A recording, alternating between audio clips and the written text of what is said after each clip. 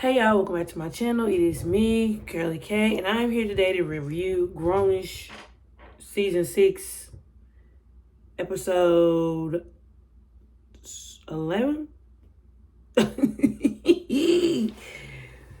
Y'all, I did go back and watch this episode a second time.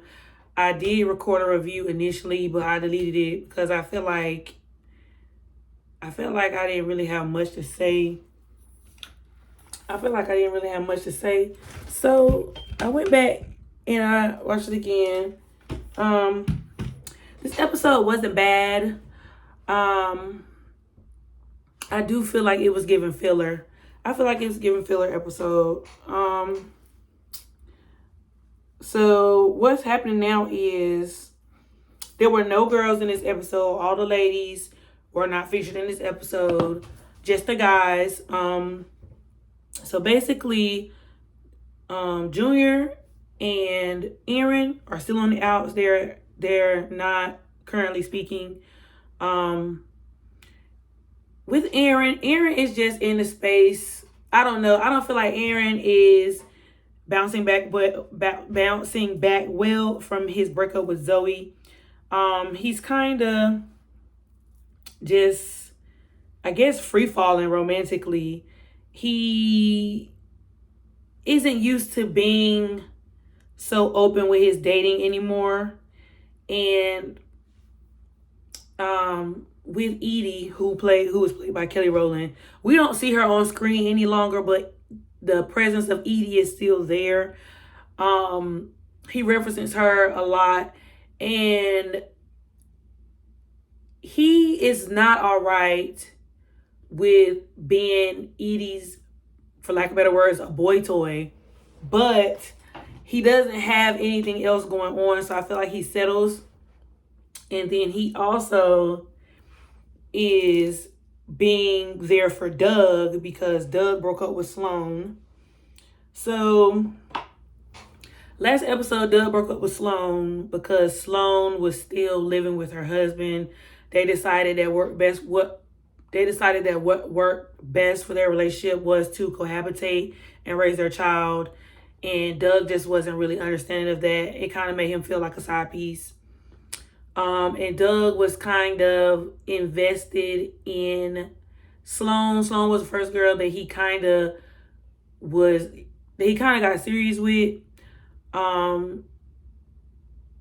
Which I found interesting because Doug was with Kiela at one point, and then Kiela was openly dating, and then she wanted to be with Doug. He was openly dating, and then he wanted to be serious, and then it just never worked. And then him and Kiela never crossed paths again. So I just thought that was interesting as far as the story goes, you know. It was a little different. And then like with Sloan, I guess he was just so disappointed with Sloan. He really gave his efforts with Sloan. With Sloan having a kid, he never really officially met Sloan's kid, but he did buy Sloan's son a bike. And so I guess he felt the way about that. You know, him and Sloan had been dating. I don't know if they had ever officially decided to be boyfriend and girlfriend, but I think they decided to exclusively date. And so with Doug wanting open and honest communication, and kept mentioning that, and, you know, them being around Aaron and hearing what Aaron was going through, Sloan felt compelled to just go ahead and be open with Doug and say that this is what my situation is. And respectfully,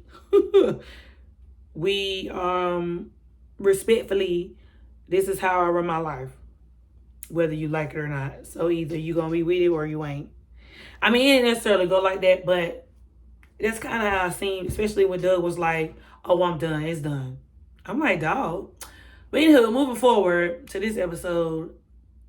So, Doug and Aaron decide to go to a gentleman's club to seek wisdom from one of the dancers.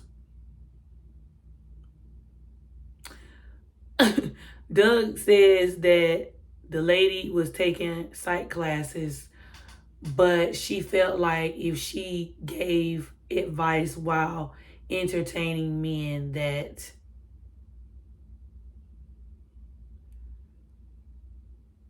she would make more money. I'm not gonna even lie to y'all. I feel like this part of the episode was completely weird. Like, I know people have their own leisures, you know. And maybe it was supposed to be funny.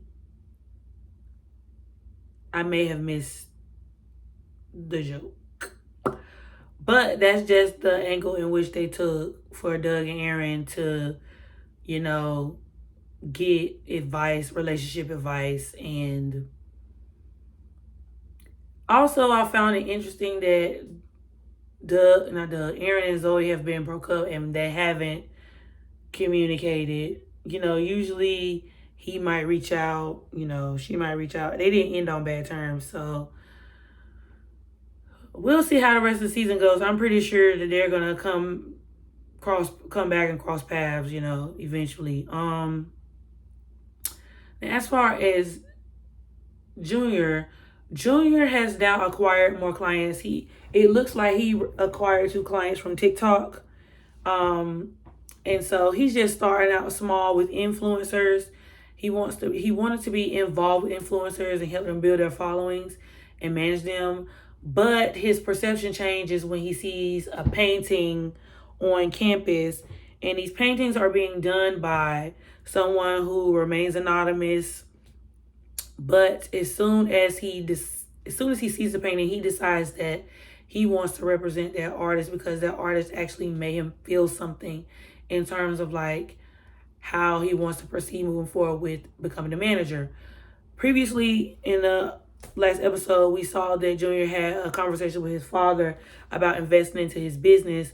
So Junior is trying to, you know, take what he's learned in school and take his experience that he's learned with, you know, marketing and everything at Stevenson Lido, and wants to be a manager.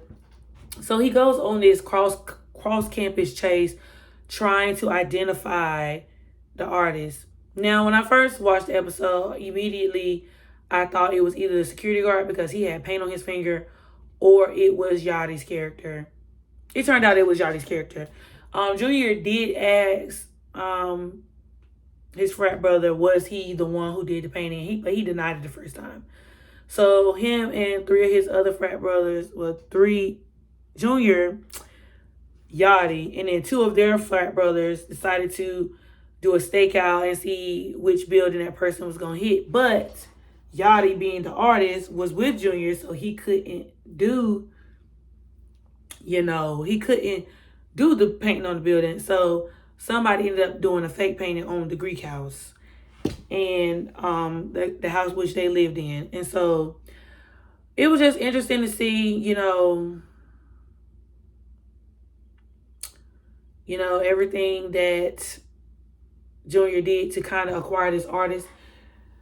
In the end, Junior ended up finding out, of course, that the artist was his frat brother and that he didn't want to expose him, but the frat brother just wanted the art to remain the art. He didn't want people to lose the message in the art. He also didn't want to, I guess, make profit off of his art. So, I guess Junior had to end up just dealing with it.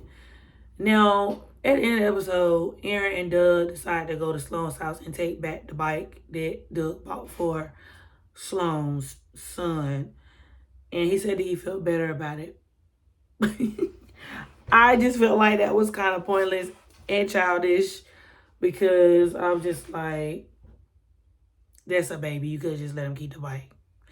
But y'all spent a whole month's like rent in the gentleman's club for that advice. Y'all could have just went to counseling on campus or something. I don't know. But Grownish is just taking an interesting turn. I'm gonna stay down for the ride, and I will continue to review episodes for the second half of season 6. I might go back and rewatch some of the episodes in earlier season 6 just to get a refresher. Because I only watched all those episodes one time. And when I used to do my Grownish reviews, I used to watch Grownish episode at least 2 or 3 times. But that's when I was, you know, very involved with the characters. I just feel so detached from this set of characters on Grownish. And I'm trying to, like, bring them in, but I just felt like we didn't get a chance to know them. So I'm trying with this second half. Grownish was one of my favorite shows. And I thought it was an interesting take because we've had a couple of college shows that have done the Black experience at HBCUs, but Grownish was the only one that did it at a PWI. So I thought that was interesting, especially since I went to a PWI and I graduated from PWI. And so I could heavily relate to a lot of the earlier Grownish content.